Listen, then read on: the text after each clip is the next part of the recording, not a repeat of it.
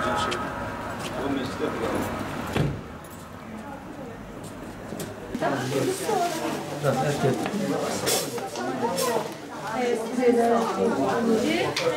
Afife, bugün dernek var mı?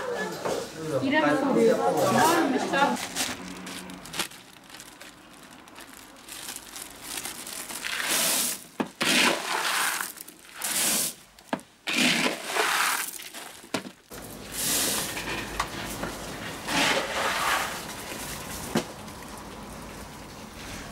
Rabbimizin bizleri düşünerek vermiş olduğu bu nimetin karşılığında gerçek manada biz de onun göndermiş olduğu aziz İslam dini ve o dini bizlere yüklemiş olduğu hüküm ve ahkamları yerine getiriyor muyuz? Yani biz Rabbimizin üzerimizdeki olan nimetin karşılığı olan şükür, namaz, oruç, hac, zekat, infak, ihlas, takva, teslimiyet, edep, haya, iffet, Kur'an ve sünneti yaşamak ve yaşatmak, çocuklarımıza Allah sevgisi, peygamber sevgisi aşındırmak, müminlerin ve Müslümanların sevgisi onların kalbine, beynine yerleştirmek. Evladım, bak senin yediğin bu lokma var ya, bu lokma ekmek.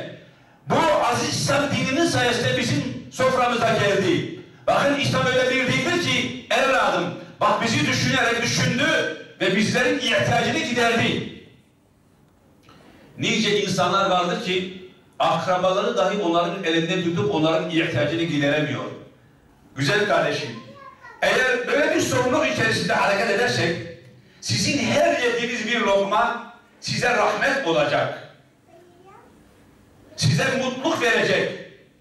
O evladınız, eğer siz bu ahlakı onlara aşıldırırsanız, bu ahlakla onları yetiştirirseniz, İslam sevgisi ahlakı, Allah sevgisi, peygamberin muhabbeti ve sevgisi, peygamberin dava arkadaşları olan eshabelerin sevgisini, o sevgiyi kalbine yerleştirmiş olan dindarların ve müminlerin ve Müslümanların sevgisini çocuklarımızın kalbine, beynine, benliğine, hayatının merkezine yerleştirirseniz, yediğiniz her lokma hem dünyada sizi mutlu edecek, rahmet olacak, hem de ölüm ötesi Allah'ın rızası ve cennetin kapısını size açacaktır.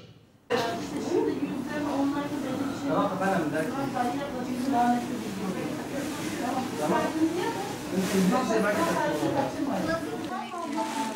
Pardon. Tamam. Siz aynısınız. Allah kabul etsin. Allah razı olsun. Allah sizden razı olsun. Allah kabul etsin. Tamam. Ya.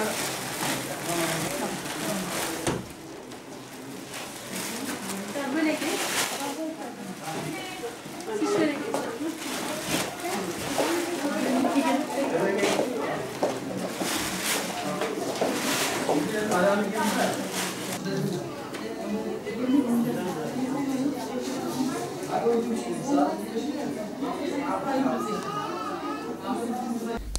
Muhtaç ailelere yardımlarımız devam ediyor.